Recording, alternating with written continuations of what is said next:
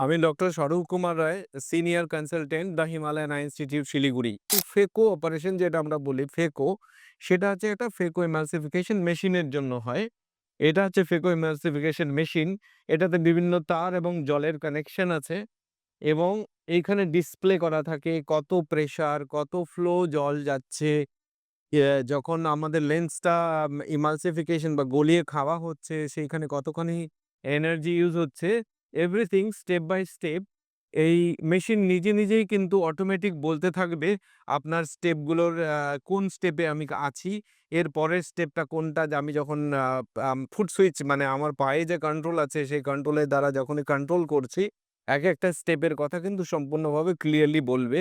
কত পরিমাণ জল বেঁচে আছে, কতক্ষণ বাদে আর জলটা কমে যাবে ইত্যাদি কিন্তু ইন্ডিকেশন দিতে থাকে। Very efficient machine. এই মেশিনের জন্যই আমরা এত ভালো সার্জারি করার সুযোগ পাই এবং খুব কম সময়ে একটা ফেকো সার্জারি কিন্তু আমরা করে উঠতে পারি। এটা সেঞ্চুরিয়ন ভিশন সিস্টেম।